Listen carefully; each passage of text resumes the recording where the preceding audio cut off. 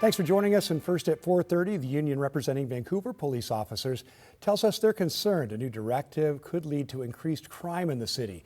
They say officers are being told not to make arrests for certain crimes, but the city of Vancouver says that's simply not true. Devin Haskins is sorting all this out for us.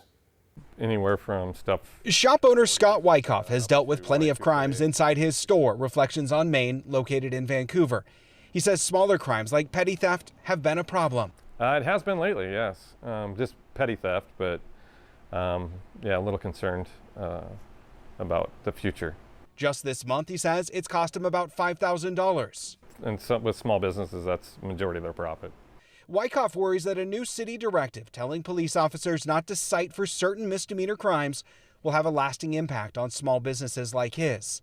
According to an internal memo from Vancouver's police chief shared with KGW, officers are being told not to cite people committing 14 different violations and instead forward those reports onto the city attorney's office for consideration. And there's a lot of confusion on what it means and what we can and can't do. The Vancouver Police Officers Guild believes the memo means they can't make arrests for these misdemeanors. Guild President Jeff Anaya worries this directive would lay down the welcome mat for criminals. It says, come to Vancouver, you can go ahead and do that here.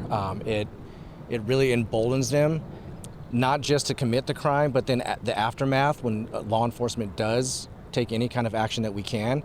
But the city's manager says the union is misinterpreting the memo and that officers can still arrest for the listed misdemeanor crimes. The option to arrest was never taken off the table. That was not our intent. So if there wasn't adequate clarity in the communication or the training, that's something that we can correct, because the officer always has the opportunity to do that. The city says it's a temporary solution to fix a growing problem with the lack of public defenders available. We're trying to make sure that because we have this bottleneck of public defenders right now, that we make sure that we have capacity for the worst misdemeanor offenses. The confusion is frustrating for Wyckoff, saying his business could again be the target of a crime. It kills us. I mean, because literally somebody could walk in here, walk out with $600 worth of stuff, and they won't do anything about it. And there's nothing we can do.